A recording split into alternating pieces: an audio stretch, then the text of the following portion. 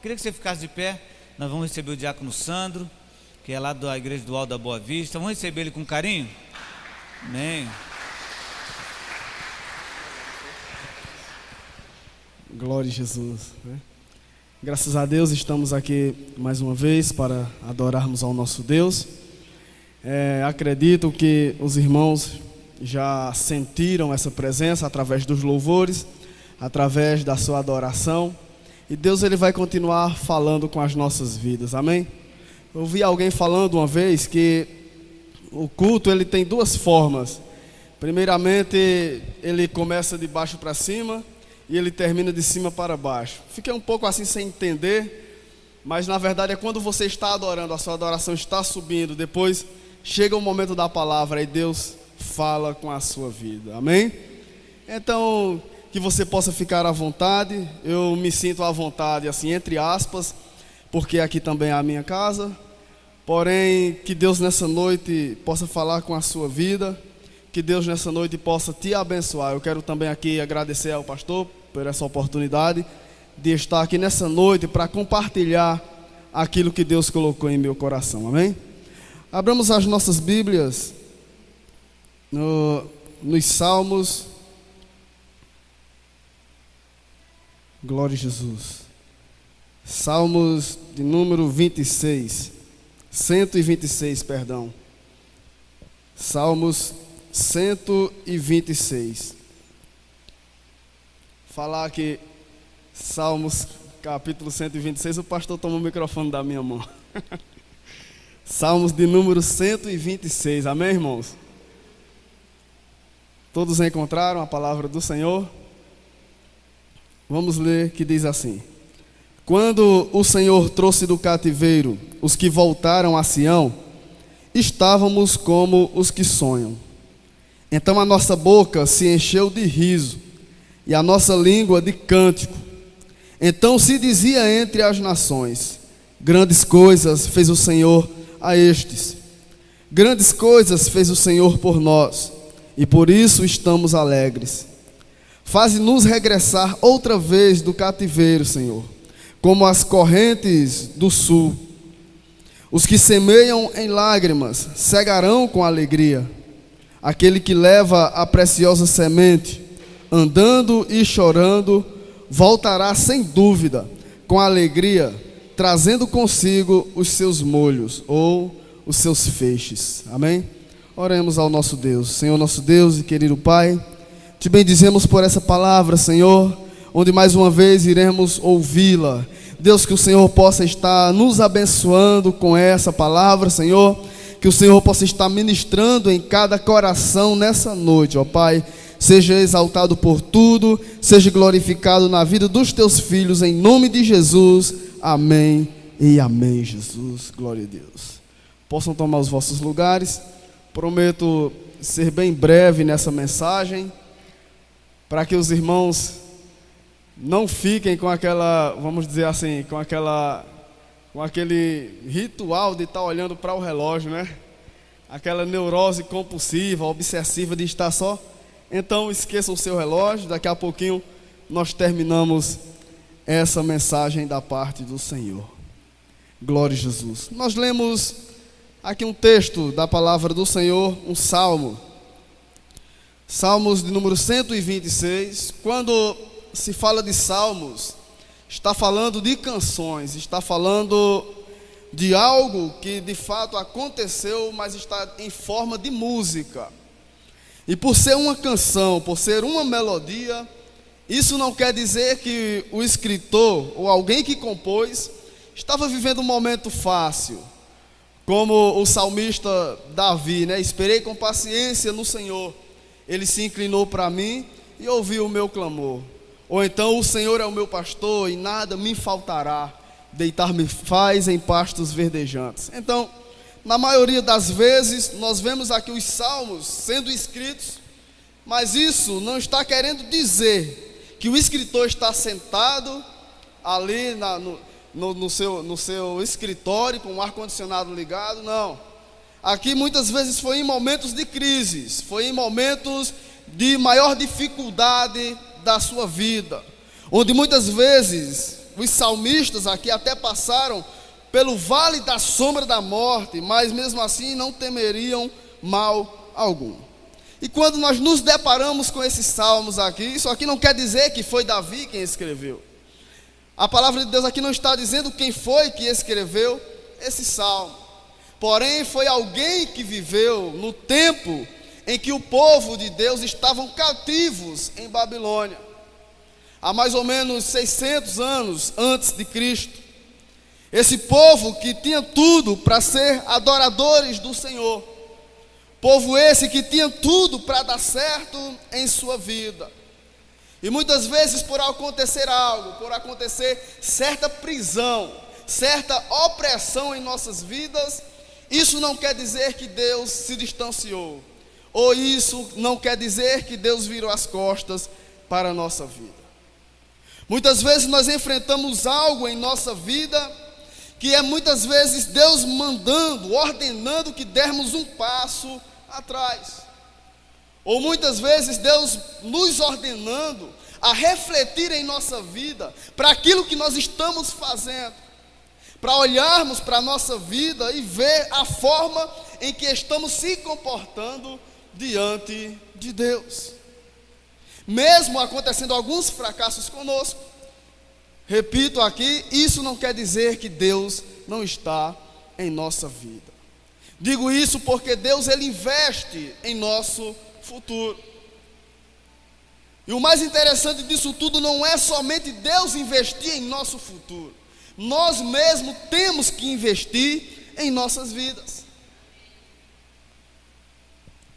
O que eu vejo aqui e observo, eu estava olhando um documentário de um homem que passou por uns momentos difíceis em sua vida. Um homem chamado Thomas Edison, o homem que inventou essas lâmpadas. E na história desse homem se falava que na escola ele foi expulso porque ele não se enquadrava com os alunos que estavam ali. Bagunçava muito, dava trabalho ao professor, e o professor então resolveu mandar uma carta para a sua mãe, dizendo que ele estava expulso da sala de aula, ou melhor dizendo, da escola em si. Aquela mãe daquele homem, daquele jovem ainda, pegou essa carta e escondeu em um determinado local, e começou a dar aulas a Thomas Edison em casa, ensinando a ele algumas experiências daquilo que se tratava de um conhecimento que ela já tinha. E foi passando para ele, e ele foi gostando cada vez mais, foi se admirando. E aí esse homem se tornou um sábio, se tornou um homem inteligente. E só depois que a mãe dele morre é que ele vê essa carta que o professor mandou para a sua mãe. Até então ele não sabia que a sua mãe estava guardando essa carta.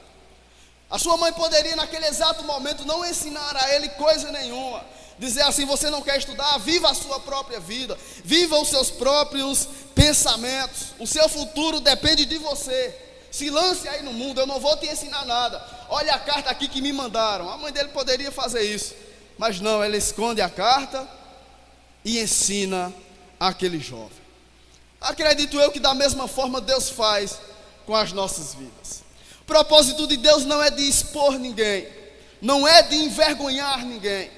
Deus sabe o que você passou na sua infância, Deus conhece o seu passado, até mesmo antes mesmo de você vir aqui na terra, Ele já te conhecia. E Deus não coloca a tua carta de frente de você, porque o propósito de Deus é fazer você entender. Ele quer te ensinar a projetar um futuro para a tua vida. Então, olhando para esse documentário, eu achei interessante. E eu disse: Deus é dessa forma, porque no livro de Isaías, capítulo 55, versículo 9, a Bíblia diz que os pensamentos de Deus não são os nossos pensamentos.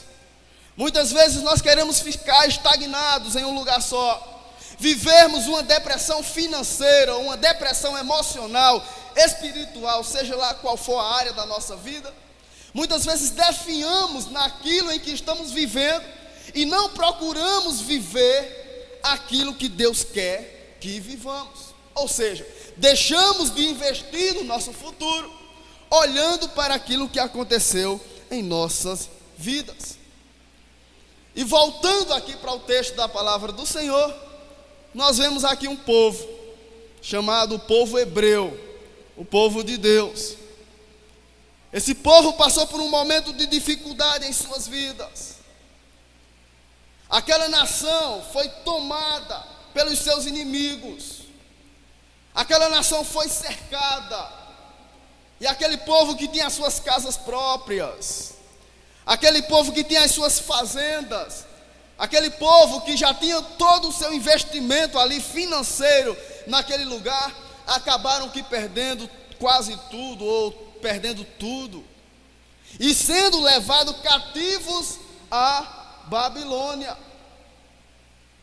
Esse povo que passou por esse momento de dificuldade, esse povo que passou por esse momento de crise aqui, eu quero que você entenda que em nenhum momento Deus deixa de olhar para a vida desse povo. Agora eu fico me perguntando, por que é que Deus observa? Por que é que a Bíblia diz que o olhar de Deus está contemplando todos os seres humanos da face da terra? Por que é que quando eu estou caminhando, Ele está caminhando comigo? Por que é que quando eu estou dormindo, Ele ainda não dorme? Ele está me vigiando e eu ainda enfrento momentos de dificuldades. Sabe por quê? É porque Deus vê o seu futuro. Nós muitas vezes se prendemos ao nosso passado, ao nosso passado, vivemos aqui em nosso presente, confiando naquilo que nós temos, com medo de perder aquilo que possuímos. Onde a palavra de Deus nos diz que se Deus não vigiar a cidade, em vão vigia a sentinela. Se Deus não guardar a tua casa, em vão vigia os edificadores, em vão trabalham os edificadores. Então Deus está chamando a responsabilidade para si. Em outras palavras, Deus está dizendo assim: eu é quem cuido, eu é quem sei em que pensamentos eu tenho ao vosso respeito. E olha que Ele falou para o povo: é pensamento de paz e não de mal, para vos dar o fim que desejais. E esse povo aqui, irmãos, são levados ao cativeiro. Eu não estou falando aqui de um cativeiro do Egito, não. Eu estou falando aqui de um cativeiro a qual passaram 70 anos sofrendo naquele lugar. Tiveram que abandonar a sua própria língua e aprender a falar uma língua estrangeira. Tiveram que quase que ser forçados a adorar imagens de esculturas, como aconteceu com Sadraque, Mesaque e Abednego. Quando Deus está na situação das nossas vidas, não importa aquilo que estamos enfrentando, aquilo que estamos vivenciando, está muitas vezes incomodando, está muitas vezes doendo, está muitas vezes nos levando ao desespero, à tristeza, à angústia, mas Deus tem pensamentos de paz ao nosso respeito. E isso porque Ele tem investido em nosso futuro. Quando esse povo é levado cativeiro àquele lugar, a Bíblia diz que eles viveram momentos difíceis. Alguns estudiosos falam que eles tinham que estar batendo tijolos para ganhar o seu pão de cada dia, carregar galão de água nas costas, vivendo situações terríveis, humilhantes, vivendo em uma ótica humana em um certo fracasso. Mas nós vemos aqui que nada foge do controle daquele que fez os céus e também a terra. É decretado aqui a esse povo, Deus usando o profeta Jeremias, dizendo que o povo iria passar 70 anos naquele lugar. Mas irmãos, por que é que Deus permite determinadas coisas acontecerem? Nós estamos aqui muitas vezes lutando por algo tão pequeno. Estamos muitas vezes nos matando por algo que não tem significância nenhuma no reino espiritual. E esse povo aqui estavam sem expectativa de vida. Você está aqui hoje, irmão. Quando terminar o culto, você sabe para onde você vai. Amanhã de manhã você sabe o que vai colocar no fogo. Você sabe para onde vai, o que vai fazer. Você já tem alguns planos traçados. Esse povo aqui, além de lutar, de se esforçarem para sair do cativeiro, eles iriam voltar para onde? Se não tinham mais casas, se não tinham mais um lar aonde repousar a sua cabeça. Imagine você o momento de dificuldade que essas pessoas enfrentaram naquele lugar chamado Babilônia. Apesar de Deus ter decretado ali esse momento difícil, esse momento de dificuldade, mas Deus não estava querendo oprimir ninguém. Deus não estava olhando para o passado deles, dizendo assim: vocês estão pagando os seus pecados. Deus não estava olhando para o presente deles, dizendo assim: olha, vocês estão vivendo dessa maneira aqui, então eu vou punir vocês. Não. Deus estava visando um resgate para a vida daquele povo, para que depois aquele povo enxergasse e reconhecesse que Deus é o Deus de ontem, Ele é o Deus de agora, e Ele é o Deus também de amanhã. E nós, olhando aqui o texto da palavra do Senhor, nós vemos que esse cântico aqui foi feito, é um cântico de degraus, é um cântico de romagem, ou seja, esse povo já estão de volta à sua cidade, à sua nação. Chega um tempo que Deus diz assim: o cativeiro acabou, as correntes se quebraram, o fim agora chegou. É como Deus já tinha falado para o povo de Israel: eu te afligi, mas eu não afligirei mais. Existem muitas aflições em nossas vidas, sendo provocadas por nós mesmos. E aí, aonde fica aqui a nossa forma de pensar? Aonde é que nós vamos chegar? Qual o nosso objetivo? O que é que nós estamos plantando para o nosso futuro? Mas espere aí uma coisa: Deus aqui é quem está projetando, irmãos. Deus aqui é quem está criando primeiramente a situação.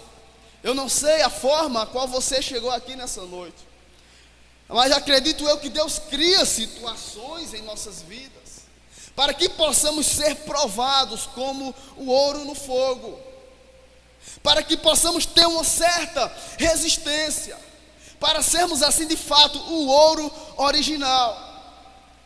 O apóstolo Paulo já estava dizendo que todas as coisas cooperam, mas é todas as coisas, seja a perda de um ente querido, seja ela lá o que for, todas as coisas cooperam para o bem daqueles que amam a Deus. Mas não somente aqueles que amam a Deus, mas que andam segundo o seu propósito. Tenha cuidado nos seus propósitos, tenha cuidado nas suas decisões, tenha cuidado com a sua vida, porque Deus aqui, Ele tem tirado o povo. No texto em que nós lemos, eles, quando o Senhor trouxe de volta do cativeiro, eles aqui estão cantando a Deus, louvando ao Senhor, já depois de terem sofrido tanto, depois de terem amargado prisões, mas agora estão diante do Senhor Jesus. O que eu vejo aqui, irmãos, nesses salmos que nós acabamos de ler, nós precisamos, para ter um futuro excelente diante do Senhor, nós precisamos ter no mínimo 3 olhares. Mas que tipo de olhar é esse que eu tenho que ter em minha vida? Que tipo de cuidados são esses que eu tenho que tomar? Nós sabemos que em tudo na vida existe o começo, meio e fim. Nós já vemos a palavra de Deus sendo anunciada, o profeta pedindo ao Senhor, dizendo: Deus, aviva a tua obra no decorrer dos anos. Irmãos, sabe o que é decorrer dos anos, ou no decorrer dos tempos? Isso está falando aqui da nossa vida por completo. Aviva a tua obra no decorrer dos anos. Sabe por quê? Porque no começo é tudo flores. No começo é bom demais. É o primeiro amor que não deixa você faltar um culto. É aquele primeiro amor que você, antes do pastor abrir a porta, você já está no pé da porta da igreja querendo entrar e perguntando se amanhã vai ter culto. É um processo em nossas vidas a qual ninguém foge desse processo. O apóstolo Paulo, sendo chamado por Deus, para você entender aqui melhor onde eu quero chegar, ele foi chamado a evangelizar ao Senhor, e não fugiu desse propósito. Mas quando chega no meio da sua carreira, o apóstolo Paulo diz assim: Senhor, tem um espinho aqui em minha carne que está me incomodando, e que faz eu ser esbofeteado por Satanás.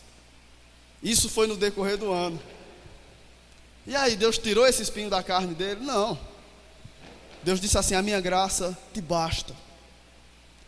No fim da sua carreira, o apóstolo Paulo passa por esses obstáculos. Aí ele disse: eu combati o bom combate, eu guardei a carreira, encerrei a carreira, guardei a fé. Nós vemos vários homens passando aqui por esses processos. Quando vamos olhar para a vida de Pedro, Pedro que é chamado: deixa essas redes aí, vem e me segue. Pedro na mesma hora seguiu a Jesus. Isso foi o primeiro amor. Depois Pedro estava ali com Jesus, e o soldado pega em Jesus para prender. O que foi que Pedro fez? Corta a orelha do soldado. Misericórdia, se fosse hoje, o povo ia dizer: desse tipo de crente aí no inferno está cheio. Mas no fim da sua carreira, o apóstolo São Pedro, ele disse assim: não me crucifiquem como Jesus, porque eu não sou digno. Me crucifiquem de cabeça para baixo. Aquele homem estava tão transformado de uma maneira que disse: me crucifiquem de cabeça para baixo. Então, o importante das coisas não é o que você passou, não é o que você está passando. O importante disso tudo é o seu futuro. É por isso que eu digo a você: invista no seu futuro. Porque além de você estar investindo no seu futuro, Deus tem pensamentos maiores do que os seus. Aquele povo está ali entrando nas ruas de Jerusalém, cantando a Deus, tocando tambores, com todos os tipos de instrumentos que você imaginar. E aquele povo diz assim, quando o Senhor trouxe de volta os que estavam no cativeiro: ficamos como quem sonha. Ou seja, uma realização de Deus na vida daqueles homens foi tão imensa que eles ficaram como quem sonha. E um primeiro olhar aqui que eu quero que você observe é que nós precisamos olhar para o passado. Agora, misericórdia, não me interprete mal. Você precisa olhar para o seu passado. Eu preciso olhar para o meu passado com um olhar de aprendizado. Porque não é porque é passado que Deus não estava comigo. Não é porque eu já estou aqui que eu não vou ver a mão de Deus estendida sobre a minha vida naquilo que já passou. Não estou pedindo aqui para você vivenciar certos pecados e certas atitudes que você já teve em sua vida. Mas eu quero que você olhe para o passado com um olhar de aprendizado. Irmãos, foram 70 anos de experiências com Deus. Existem coisas em nossas vidas que nós não esquecemos nunca. Mas há coisas que Deus faz que muitas vezes passa desapercebido em nossa vida. E nós precisamos saber que a nossa vida espiritual, ela é uma escola. Nós precisamos ter outro tipo de olhar aqui. Qual é o outro tipo de olhar que eu tenho que ter? Olhar para o presente. Como é que eu vou viver aqui no presente? E eu agora vivo com a minha mente somente voltada às coisas que já passaram. O pregador de Eclesiastes, no capítulo 7, ele diz que jamais você pode olhar para os tempos que passaram e dizer assim: os tempos que passaram foram melhores do que esse tempo agora. Irmãos, o que há de gente murmurando da sua vida, dizendo assim: ah, mas antigamente não era assim. Ah, mas antigamente era dessa forma, hoje está dessa maneira. É em toda a área da nossa vida. Muitas vezes nós vamos olhar e dizer: ah, mas antes era bom. Mas é porque você já passou. Se você estivesse lá amargando o que você já passou, você não diria isso. Isso é porque muitas vezes Deus não deixa que a dor que passamos anteriormente volte para agora. Aí muitas vezes encontramos essas dificuldades de viver o nosso presente. Que tipo de presente é esse? Eu preciso olhar para o meu presente com um olhar de gratidão a Deus. Ser grato a Deus por tudo. Por que é que nós temos que agradecer a Deus pelo pão de cada dia, como Jesus ensinou na oração? É porque o pão ele vem todos os dias. Deus não te deu um mantimento aqui quando você se converteu e disse assim: agora leva aí para o resto da tua vida. Não. Deus quer que você dependa totalmente e exclusivamente dele. Então, olhando para o nosso presente aqui, nós vemos o salmista Davi no Salmo 103, ele dizendo assim: bendiz, ó minha alma, ao Senhor, e não se esqueça de nenhum dos seus benefícios. Quantas coisas fez o Senhor por nós, quantos livramentos. Porque nós saímos da nossa casa e estamos aqui. Houve já um livramento do Senhor para as nossas vidas no tempo presente. Então em tudo nós temos que dar graças a Deus, porque a mão de Deus está estendida sobre a nossa vida. Agora, para concluir aqui a minha fala nessa noite, eu preciso ter um outro olhar na minha vida. Eu preciso olhar para o futuro. Todos nós que estudamos, ou que temos filhos na escola, alguma coisa parecida, sonhamos com algo. E você projeta para o seu futuro, senão ninguém estudaria. Quem é aqui que acha bom estudar? Você estudar a sua vida inteira e não ter uma formação em sua vida, não adiantaria de nada. Então todo investimento que nós fazemos no nosso tempo presente, ele visa o quê? O nosso futuro. Então que futuros são esses que nós vivenciamos ainda agora? Eu não estou falando aqui de coisas de futuros que nós pensamos na nossa vida material. Porque nós podemos estar aqui hoje com uma dificuldade de vida e amanhã podemos já estar em outro nível de vida. Tanto faz você ser um cristão, como você não ser um cristão. Mas eu estou falando aqui de um futuro espiritual. Eu não estou falando aqui de uma sorte aí da Mega Sena, não. A Bíblia aqui está falando de uma sorte de bênçãos. A Bíblia aqui está falando de um Deus que cuidou do povo, de um Deus que esteve a todo tempo ao lado do povo. E quando o povo foram olhar o que estavam no semblante deles, eles disseram assim: a nossa boca se encheu de riso. Como eu olho para isso e vejo as maravilhas de Deus acontecendo em minha vida. Eu não preciso andar mais de cabisbaixo. Eu não preciso mais estar chorando atrás de A ou de B, porque eu estou pensando agora no meu futuro. Eu estou pensando agora no meu sucesso, porque mais do que isso, Deus investe no meu sucesso. Preciso olhar para o futuro com um olhar de investimento. Eu preciso investir em minha vida.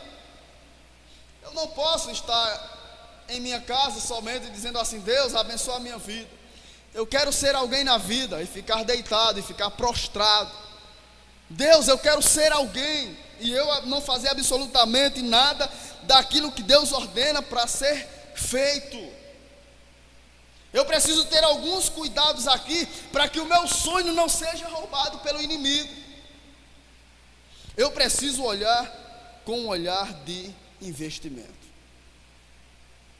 Sabe por que eu preciso olhar com um olhar de investimento? Olha o que aconteceu com aquele povo.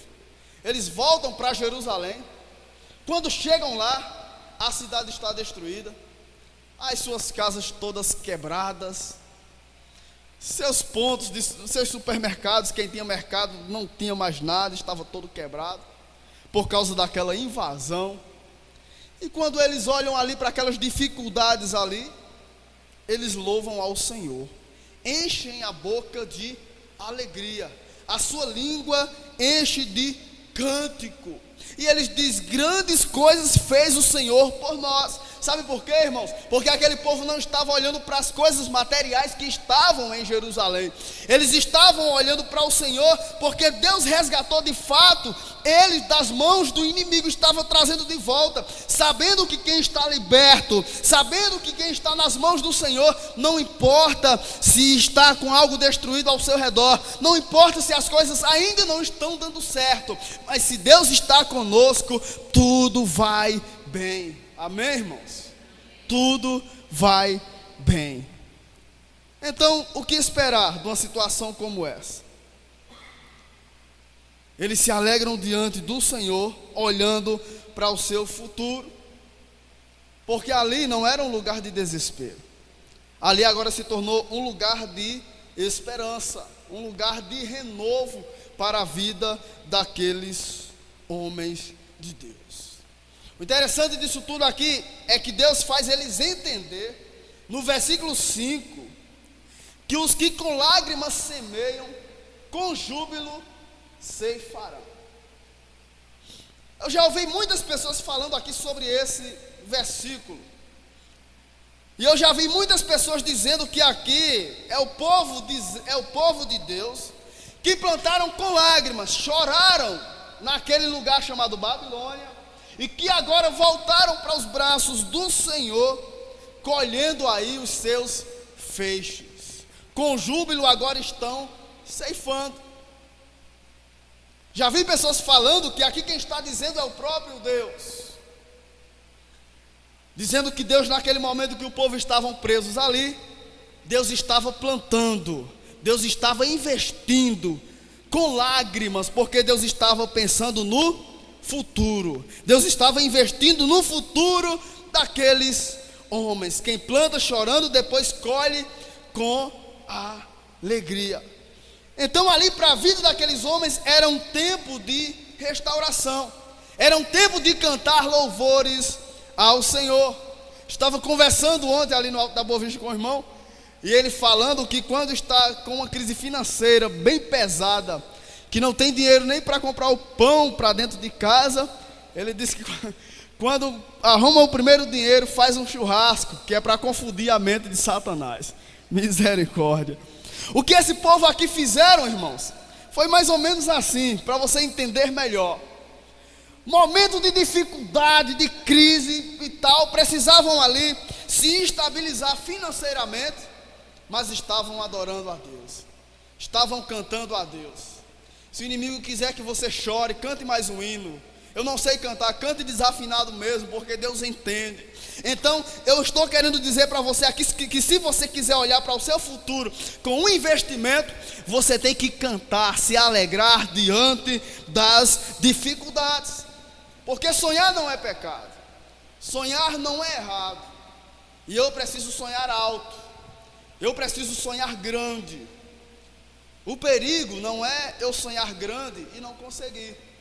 O perigo é eu sonhar pequeno e conseguir. Então, se o sonho custa o mesmo esforço, então eu acho melhor sonhar grande, porque o nosso Deus é grande. Então, são de aparentes derrotas que Deus tira as suas vitórias. E aquele povo reconstruíram os seus muros, reconstruíram as suas casas, voltaram a adorar ao Senhor de todo o seu coração. O nome do Senhor foi glorificado e o futuro abençoado por Deus, em nome de Jesus, na vida deles, foram concretizados. Então, a minha palavra para você nessa noite é essa: que você fique firme, pense no seu futuro, invista no seu futuro. Sonhe, realize, porque Deus ele sonha juntamente com você, irmão. Reveja quais são os seus sonhos, se estão de acordo com a palavra de Deus. O que é que eu estou fazendo para agradar ao Senhor, para que eu possa ter sucesso em minha vida? Então que você possa refletir nessa noite, para que no fim de tudo, o nome do Senhor seja glorificado em sua vida, amém? Louvem ao Senhor com as palmas, bem alegre, em nome de Jesus. Glória a Deus por isso.